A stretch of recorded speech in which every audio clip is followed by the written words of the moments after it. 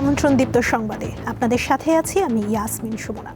রাষ্ট্রপতি মোহাম্মদ শাহাবুদ্দিন বলেছেন, হাজারো মানুষের প্রাণের বিনিময়ে গণতন্ত্রের ধারায় ফিরেছে বাংলাদেশ। সকল শহীদের আকাঙ্ক্ষার বাংলাদেশ প্রতিষ্ঠিত করতে হলে জ্ঞান, বিজ্ঞান ও প্রযুক্তিতে আরও সমৃদ্ধ হতে হবে। সকালে রাজধানীর ওসমানী স্মৃতি মিলনায়তনে জাতীয় পাঠ দিবস উপলক্ষে আয়োজিত অনুষ্ঠানে তিনি এসব কথা বলেন। এ সময় রাষ্ট্রপতি পাট পণ্যকে বিশ্ববাজারে ছড়িয়ে দিতে এবং নতুন সম্ভাবনার সুবর্ণ সুযোগকে কাজে লাগাতে সংশ্লিষ্ট সকলের প্রতি আহ্বান জানান। অনুষ্ঠানে পাট খাতে উন্নয়নের স্বীকৃতি হিসেবে এবং এই খাতে নিয়োজিত সর্বস্তরের অংশীজনকে উৎসাহিত করতে মোট ১৯ ব্যক্তি ও প্রতিষ্ঠানকে সম্মাননা স্মারক প্রদান করা হয়। সদ্য নির্বাচিত দলীয় এমপিদের, বিশেষ করে প্রথমবার নির্বাচিতদের নিয়ে 2 দিনের প্রশিক্ষণ কর্মশালার আয়োজন করেছে বিএনপি।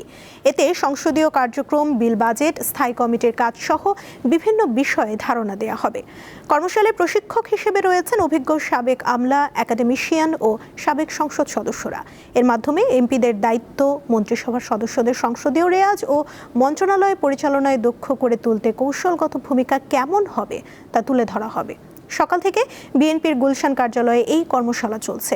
রাষ্ট্রপতি মোহাম্মদ শাহাবুদ্দিন আগামী 12ই মার্চ বেলা 11টায় ত্রয়োদশ জাতীয় সংসদের প্রথম অধিবেশন আহ্বান করেছেন। এই অধিবেশন সামনে রেখেই মূলত নবনির্বাচিত জনপ্রতিনিধি ও মন্ত্রীদের জন্য এই নিবিড় প্রশিক্ষণের ব্যবস্থা করা হয়েছে।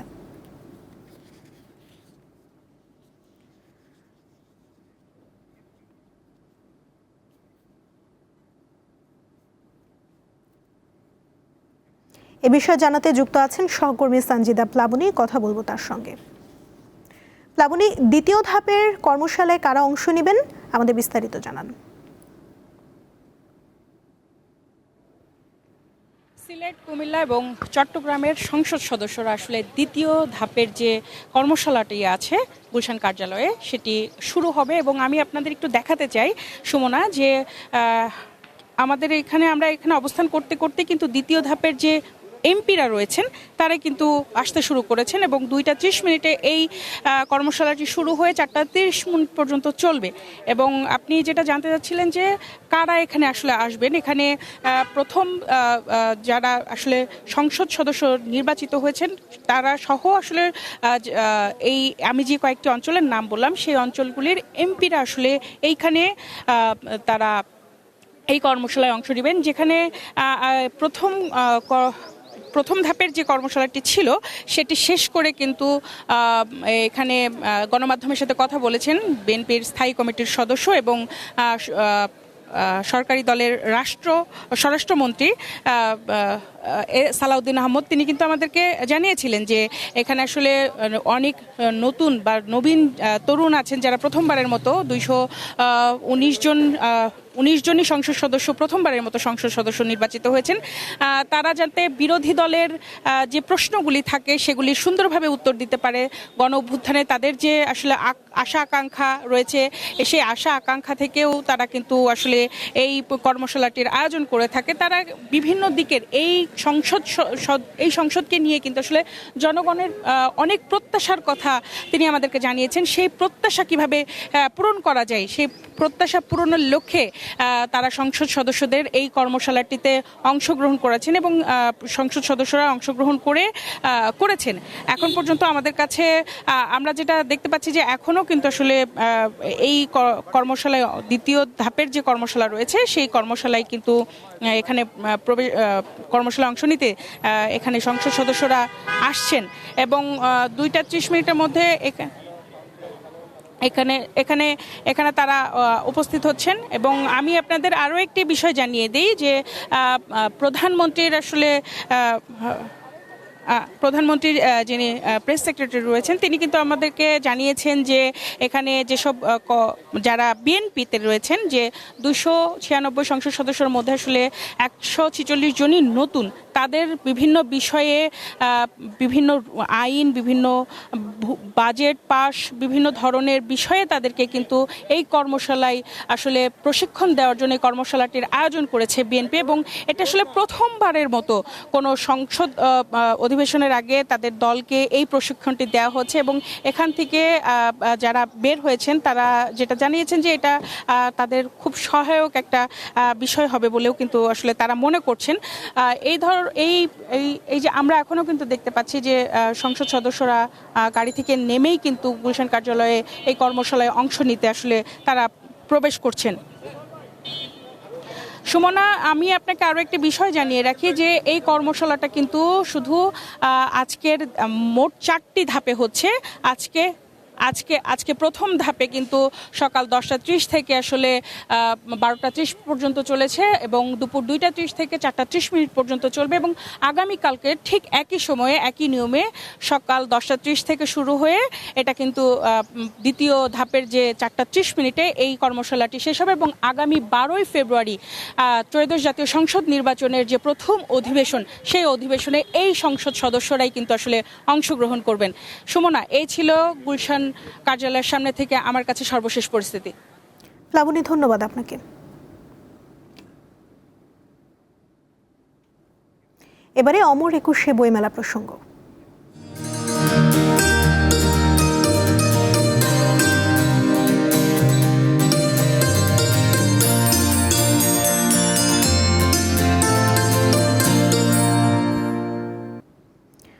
অমর একুশে বইমেলায় শিশু প্রহরে বিভিন্ন স্টলে ঘুরে ঘুরে নিজেদের পছন্দের বই দেখল শিশু কিশোররা। রোদের তেজ আর রোজার আমেজ মিলিয়েও ছোটদের উচ্ছ্বাসে ভাটা পড়েনি। রঙিন মলাট, ছবি আঁকার খাতা, ছড়ার বই আর পুতুল নাচ সহ সব মিলিয়ে শিশু প্রহরে প্রাণ ফিরে পায় অমর একুশে বইমেলা। পবিত্র রমজান মাসের কারণে এবছর মেলার সময়সূচিতে এসেছে পরিবর্তন। প্রতিদিন বেলা 2টা থেকে রাত 9টা পর্যন্ত মেলা চলবে। শুক্র শনিবার সহ ছুটির দিনগুলোতে থাকবে শিশু প্রহর। এদিন মেলার দ্বার খুলবে বেলা 11টায়, শিশু প্রহর থাকবে বেলা 1টা পর্যন্ত। এরপর থেকে রাত 9টা পর্যন্ত মেলা খোলা থাকবে সবার জন্য। রাত 8:30 পর্যন্ত গ্রন্থানুরাগীরা মেলায় প্রবেশ করতে পারবেন। তো আমাদের সময় তো আসলে বঙ্কিমচন্দ্র, শরৎচন্দ্র, রবীন্দ্রনাথ, নজরুল, এখন তো নতুন প্রজন্মের নামও জানে না। তো তারপরও যতটুকু পরিচিতি বাংলা সাহিত্যের সাথে করানো যায় ততটুকু সেই উদ্দেশ্য নিয়েই আসলে আসা।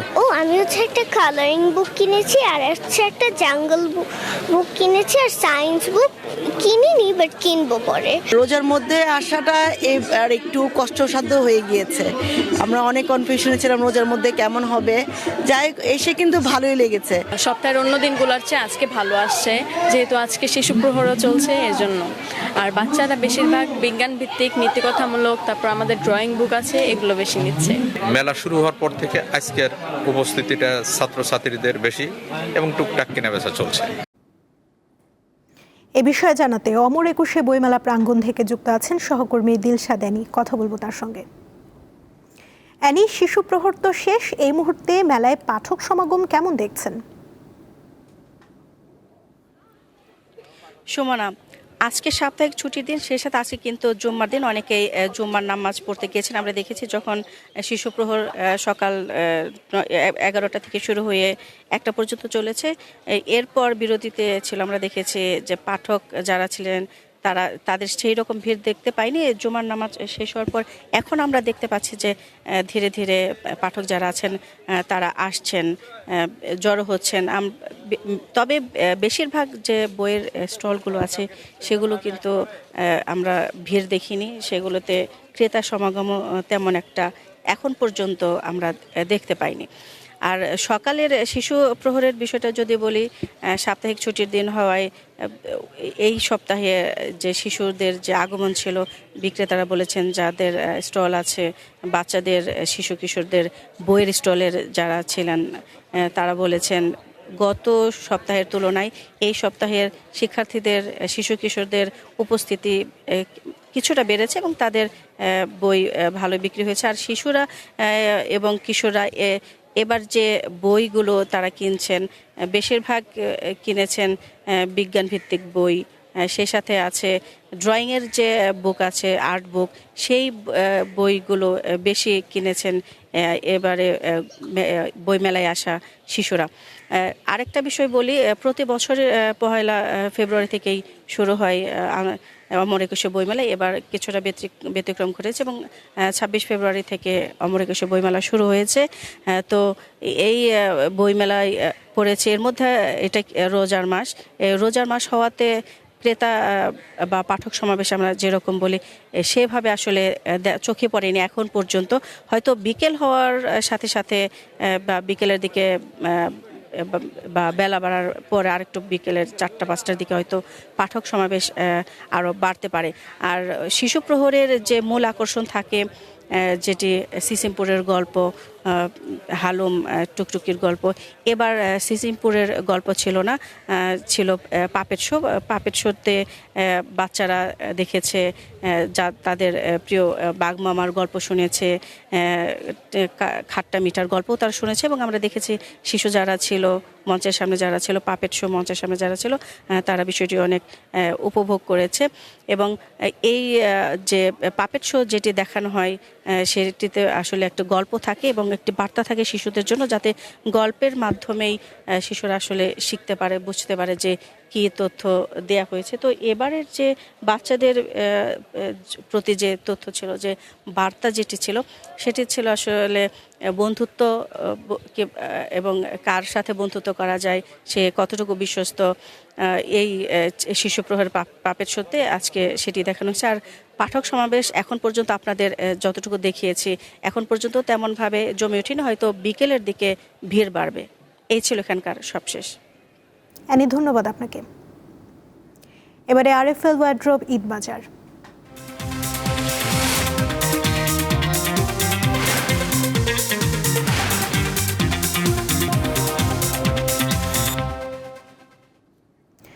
পবিত্র ঈদ উল ফিতরকে সামনে রেখে জমে উঠেছে রাজধানীর বিপণী বিতানগুলো। বিশেষ করে গাউসিয়া, নিউ মার্কেট ও আশপাশের মার্কেটগুলোতে এখন উপচে পড়া ভিড়। সকাল থেকে গভীর রাত পর্যন্ত তিল ধারণের ঠাঁই নেই এই এলাকাগুলোতে। ক্যালেন্ডারের পাতায় ঈদ আসতে এখনো কিছুদিন বাকি, কিন্তু রাজধানীর গাউচিয়া আর নিউ মার্কেটে পা রাখলে মনে হবে ঈদ যেন কালই। ফুটপাত থেকে শুরু করে বড় শোরুম, সবখানে ক্রেতাদের সরব উপস্থিতি। সকাল থেকে রাত দম ফেলার সময় নেই বিক্রেতাদের।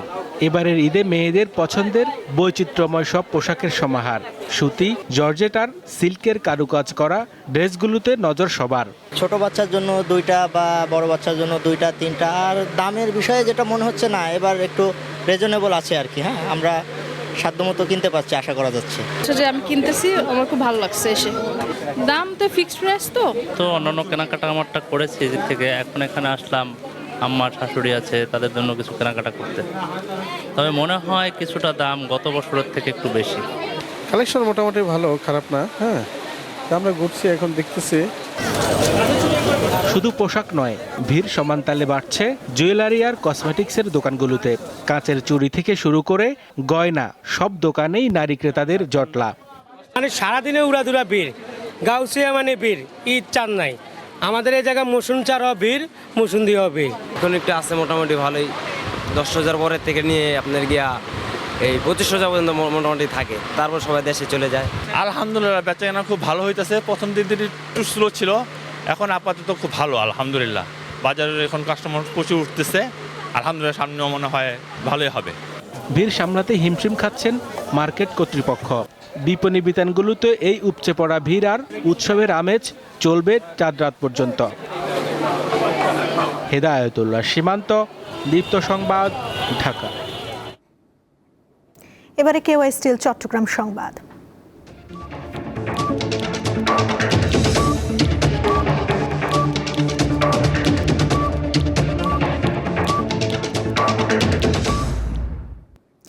ঈদের পোশাকের মধ্যে নারীদের কাছে শাড়ির কদর অন্যতম। বন্দরনগরী চট্টগ্রাম থেকে ঈদের শাড়ির কেনাবেচা নিয়ে জানাচ্ছেন সহকর্মী রুনা আনসারি। শাড়িতে নারী ঈদের প্রথম যে পছন্দের পোশাক, তার মধ্যে গৃহিণীদের প্রথম পছন্দের পোশাক হচ্ছে শাড়ি। তারা যতই 3 পিস নেক, তার পাশাপাশি একটি শাড়ি লাগবে। এবারে আমরা প্রত্যেকটা শপিং মলের যে শাড়ির দোকানগুলো আছে সেখানে ঘুরে দেখেছি মাশরুর যে শাড়িটি, সেটি ইন্ডিয়ান শাড়ি এবং সেটির দিকে কিন্তু নারীদের আকর্ষণ বেশি। শাড়ির দাম খুব একটা বেশি না, শুরু হচ্ছে 4,000 থেকে 30,000 টাকার মধ্যে। এই দামের মধ্যে কিন্তু পছন্দের শাড়িগুলো বেছে নিচ্ছেন নারীরা। আমরা এই মুহূর্তে আছি চট্টগ্রামের মিমি সুপার মার্কেটে। মিমি সুপার মার্কেটে শাড়ির দোকান আছে বেশ কয়েকটি। তার শাড়ির দোকানগুলোতে কিন্তু কাতান শাড়ির পাশাপাশি জর্জেট, কাজ করা এবং বিভিন্ন কটনের ডিজাইনের শাড়িগুলো রয়েছে। কালেকশন রয়েছে, বেচাকেনা খুব একটা বেশি না হলেও যেহেতু আরও 14টি রোজা রয়েছে, সামনের দিকে আরও বেশি বাড়বে শাড়ি বেচাকেনা, এমনটাই আশা করছে এখানকার বিক্রেতারা। তবে শাড়ির বাজার মন্দা যেটি বলা হয়, এবার নারীরা কিন্তু অনেকাংশেই শাড়ি পরা কমিয়ে দিয়েছে। সেটি কিন্তু চট্টগ্রামে উল্টো, চট্টগ্রামের গৃহিণীরা শাড়ি পরবে, ঈদের দিন হচ্ছে তাদের একটি শাড়ি লাগবে, সেটি যেভাবে হোক, সেটি হোক কম দামি বা বেশি দামি। যার কারণে শাড়ির দোকানগুলোতে সকাল থেকেই নারীরা ছুটে ছুটে তাদের পছন্দের শাড়িগুলো কিনে নিচ্ছেন। আমি একটু এখানে যিনি শাড়ি বিক্রেতা তার সাথে একটু বলবো আসলে কি কি শাড়ি এবার বাজারে সবচেয়ে বেশি এসেছে, কয়েকটা নাম যদি আপনি আমাকে বলেন। বেশিরভাগই মাশরু, কানি, কোরা কাতান, খাড্ডি কাতান বেশিরভাগ কাস্টমারের চাহিদা। শাড়ির মধ্যে বিশেষ করে নারীদের শাড়ি যেটি পছন্দ, এটা কি দামের মধ্যে বেশি শাড়ি নিচ্ছেন? বেশিরভাগই এবার বাজেট কম, 10-12-10-এর ভিতরে অধিকাংশ কাস্টমারের বাজেট। তারপর তাদের বাজেট আছে 20-22 এর মধ্যে। ঈদের যে পোশাক, সে পোশাকের মধ্যে প্রথম পছন্দ হচ্ছে শাড়ি। যেহেতু শাড়িতে নারী, তো চট্টগ্রামের বিভিন্ন শপিং মলে শাড়ি মোটামুটি বেচা হচ্ছে। যেহেতু আরও রোজা 14টি রয়েছে, হয়তো সামনের দিকে বেচা কেনা আরও বাড়বে। মূল্য কিন্তু খুব একটা বেশি না। বিভিন্ন কাতান শাড়ি যেগুলো, সেগুলো 4,000 থেকে শুরু করে 30,000 টাকার মধ্যে পাওয়া যাচ্ছে। এছাড়া কিন্তু 1 থেকে 1,500 টাকা দামেরও শাড়ি পাওয়া যাচ্ছে, যেটি প্রথমেই সকালে নারীরা পরবেন। তো সব মিলিয়ে শাড়ির বাজার মোটামুটি ভালোই চলছে। আমি ছিলাম এতক্ষণ চট্টগ্রামের মিমি সুপার মার্কেটে। এ ছিল আমার কাছে আজকে চট্টগ্রামের শাড়ির বাজারে সর্বশেষ তথ্য। সম্প্রতি দেশে ধর্ষণ ও ধর্ষণের পর হত্যাকাণ্ড বেড়ে যাওয়ায় উদ্বেগ জানিয়ে এসব মামলার দ্রুত তদন্ত ও দোষীদের আইনের আওতায় আনার দাবি জানিয়েছে ধর্ষণ আইন সংস্কার জোট। পাশাপাশি ভুক্তভোগী ও সাক্ষ্যের সুরক্ষা নিশ্চিত করে 3 মাসের মধ্যে ধর্ষণ মামলার বিচার শেষ করার দাবি জানিয়েছেন নারী নেত্রীরা।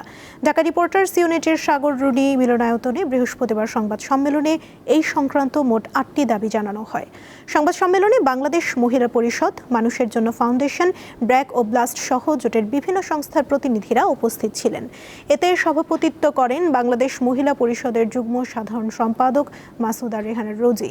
এ সময় ব্র্যাকের সামাজিক ক্ষমতায়ন ও আইনি সুরক্ষা কর্মসূচির সহযোগী পরিচালক শাশ্বতী বিপ্লব জানান, নারী ও শিশু নির্যাতন ট্রাইব্যুনালে 5 বছরের পুরনো অন্তত 10,000 মামলা বিচারাধীন রয়েছে। জোটের প্রতিনিধিদের দাবি, বিচারহীনতার কারণেই দেশে উদ্বেগজনক হারে ধর্ষণের ঘটনা বেড়েছে। নারায়ণগঞ্জে আলোচিত ত্বকী হত্যার 13 বছর পার হয়েছে, কিন্তু এখনও দাখিল করা হয়নি মামলার অভিযোগপত্র। দীর্ঘদিনেও মামলার তদন্ত শেষ না হওয়ায় হতাশ ত্বকীর পরিবার, স্থানীয় মানবাধিকার কর্মী ও সুশীল সমাজের প্রতিনিধিরা। ত্বকী নেই 13 বছর, অথচ তার বাবা রফিউর রাব্বির কাছে ত্বকী আছে এখনো। আর তাই পুরনো ডায়েরির পাতা উল্টে ত্বকীর লেখা কবিতা পড়েন তিনি। পুত্রকে বলা হয়নি এমন কিছু বলার অপেক্ষায় থাকেন তিনি। দীর্ঘ সময়েও ত্বকী হত্যার বিচার না পেয়ে হতাশ ছেলেহারা বাবা। এই যে ত্বকীর ঘাতক শামীম ওসমান, এদের হচ্ছে হাজার হাজার কোটি টাকা। তারা টাকা দিয়ে বিভিন্ন বিষয়কে প্রভাবিত করতে পারে। এই মামলার কাজে যারা জড়িত, এইটি তাদের পক্ষে নেয়ার জন্য তারা টাকা পয়সার বিনিময়ে কাউকে প্রভাবিত করছে কিনা, এই প্রশ্নটি আমাদের মধ্যে এখন দেখা দিয়েছে। আমরা আশা করছি বিএনপি সরকার হয়তো এই ত্বকী হত্যার বিচারটা তারা করতে আন্তরিক হবে। আওয়ামী লীগ সরকার পরিবর্তনের পর মামলা তদন্তের দায়িত্ব পায় র্যাব। নতুন করে গ্রেপ্তার হয় আরও 6 আসামি। তাদের মধ্যে রয়েছেন নারায়ণগঞ্জের ওসমান পরিবার খ্যাত নাসিম ওসমানের ছেলে আজমেরী ওসমানের গাড়ি চালক ও সহযোগী। দীর্ঘদিনেও ত্বকী হত্যার বিচার না হওয়ায় হতাশা প্রকাশ করেছেন মানবাধিকার কর্মী ও সুশীল সমাজের প্রতিনিধিরা। ত্বকী হত্যাকাণ্ড নিয়ে বাংলাদেশে যে ঘটনা ঘটেছে সেটা জঘন্যতম মানবাধিকার লঙ্ঘন। মানবাধিকার লঙ্ঘনের যে একটা উৎকৃষ্ট উদাহরণ এই বিচারহীনতা প্রমাণ করে। 13টা বছর হয়ে গেল একটা হত্যাকাণ্ডের বিচার হয় না, এবং দেশের সর্বোচ্চ আদালত তদন্তের দায়িত্ব যে সংস্থাকে দিল, সেই সর্বোচ্চ আদালতকে অবজ্ঞা করা হলো। আদালতের শুনানিতে র্যাবের পক্ষ থেকে দ্রুত সময়ে অভিযোগপত্র দাখিল করার কথা বলা হলেও এখনো ধীর গতিই রয়েছে। ওই সময়ের সরকার ইসের থেকে কোনো না কোনো নির্দেশেই এটা ডার্ক রুমে চলে যায়। স্বাভাবিকভাবেই মামলাটি হাজিরার পর হাজিরা যায়, দিন যায়, কোনো হয়নি। আমাদের দেশের প্রধানমন্ত্রী তিনি যদি আমাদের স্বরাষ্ট্র মন্ত্রণালয়কে নির্দেশ দেন যে এই বিচারটা শুধু ত্বকী না, ত্বকী, রুনি, সাগর রুনি এবং তনু, এই ধারার যত হত্যাকাণ্ড বিচার ব্যবস্থা হয়নি, বিচারের মুখ দেখেনি, সেই বিচারগুলি যদি হওয়ার জন্য তিনি নির্দেশ দেন, আশা করি একটা ভালো রেজাল্ট আমরা পাবো। তখন 2013 সালের 6 মার্চ নারায়ণগঞ্জের নিজ বাসা থেকে অপহরণের 2 দিন পর 8 মার্চ শীতলক্ষ্যা নদী থেকে উদ্ধার করা হয় ত্বকীর মরদেহ। কামরুন নাহার, দীপ্ত, বার্তা কক্ষ। সারা দেশের মতো বরিশালেও ঈদের কেনাকাটা করতে বিপণী বিতানে ভিড় করছেন ক্রেতারা। বিশেষ করে শিশুদের পোশাকের দোকানে ক্রেতা সমাগম বেশি। বরিশাল থেকে জানাচ্ছেন সহকর্মী মর্তুজা জুয়েল। বরিশালের ঈদ বাজারে উপচে পড়া ভিড় আরম্ভ হয়েছে। বিশেষ করে আজ শুক্রবার সাপ্তাহিক ছুটি থাকায় এই ভিড় আমরা আরও বেশি লক্ষ্য করছি। নগরীর চকবাজার এলাকায় কিন্তু মানুষের ভিড়ে কিন্তু একেবারেই শপিং মল, দোকান, মার্কেট, বিপণী বিতান কিন্তু ভরা রয়েছে। আপনারা দেখতে পাচ্ছেন যে এখানে একটি শোরুমে আমরা এসেছি। উপচে পড়া ভিড় এখানে ক্রেতাদের রয়েছে। বিশেষ করে শিশুদের যে কর্নারটি রয়েছে সেখানে কিন্তু সবথেকে বেশি ভিড় আমরা লক্ষ্য করছি। পরিবারের ছোট্ট শিশুর কিন্তু পোশাকের প্রতি সবারই একটি বিশেষ যত্ন থাকে। এই লক্ষ্যে কিন্তু শিশুদেরকে নিয়ে এখানে অভিভাবকরা এসছেন এবং বিভিন্ন ধরনের পোশাক এখানে তারা ক্রয় করছেন। বিশেষ করে এবার শিশুদের পোশাকে কিন্তু প্রধানত সুতি, লিলেন, ভিসকস এই 3 ধরনের কাপড় বেশি প্রাধান্য পেয়েছে। তবে সুতি কাপড়েরই কিন্তু সরবরাহ এবং চাহিদা সবথেকে বেশি রয়েছে এখানে। বিশেষ করে সামনে গরমকে মাথায় রেখে কিন্তু পোশাকের রং বাছাই করছেন অভিভাবক এবং শিশুরা। উজ্জ্বল লাল রং, ফিরোজা, কমলা, গোলাপি, বেগুনি এই ধরনের বিভিন্ন বাহারি পোশাক কিন্তু শিশুদের এখানে রয়েছে। ছেলে শিশুদের ক্ষেত্রে কিন্তু আমরা দেখতে পাচ্ছি যে ধূসর, বাদামি এবং বিভিন্ন ধরনের পাঞ্জাবি রয়েছে, স্ট্রাইপের বিভিন্ন ধরনের গেঞ্জি, শার্ট এগুলো রয়েছে। আর মেয়ে শিশুদের ক্ষেত্রে কিন্তু ফ্রক, 3 পিস, বেবি গাউন এই ধরনের পোশাক আমরা এখানে লক্ষ্য করছি। মূলত এই ভিড় কিন্তু চলবে একেবারেই শেষ রমজান পর্যন্ত এবং ক্রেতারা বলছেন যে আকর্ষণীয় পোশাক পর্যাপ্ত পরিমাণে থাকলেও মূল্য কিন্তু কিছুটা চড়া, তবে তারা পছন্দের পোশাক কিনতে পারছেন, এটি তারা আমাদেরকে জানিয়েছেন। ঈদের বাজারের শিশুদের কর্নার থেকে বরিশাল থেকে এই ছিল আমার কাছে তথ্য। খেলার খবর। পাকিস্তানের বিপক্ষে 3 ম্যাচের ওয়ানডে সিরিজের জন্য 15 সদস্যের দল ঘোষণা করেছে বিসিবি। 1.5 বছর পর ওয়ানডে দলে ফিরেছেন আফিফ হোসেন। তার সঙ্গে মিডল অর্ডার ব্যাটসম্যান হিসেবে পাকিস্তানের বিপক্ষে আসন্ন হোম সিরিজের দলে নেওয়া হয়েছে লিটন দাসকেও। 11 মার্চ মিরপুরের শেরেবাংলা স্টেডিয়ামে শুরু হবে সিরিজ। পরের 2টি ম্যাচ 13 ও 15 মার্চ। সর্বশেষ ওয়েস্ট ইন্ডিজের বিপক্ষে সিরিজের দল থেকে 6 জন বাদ পড়েছেন এবার। 3 middle order batsman Zakir Ali, Shamim Hossain ও নুরুল হাসানের স্থান হয়নি। স্পিনার নাসুম আহমেদও নেই এবার। এই ছিল এখনকার মতো। এরপর সন্ধ্যার সংবাদ দেখার আমন্ত্রণ জানিয়ে শেষ করছি। ধন্যবাদ সবাইকে।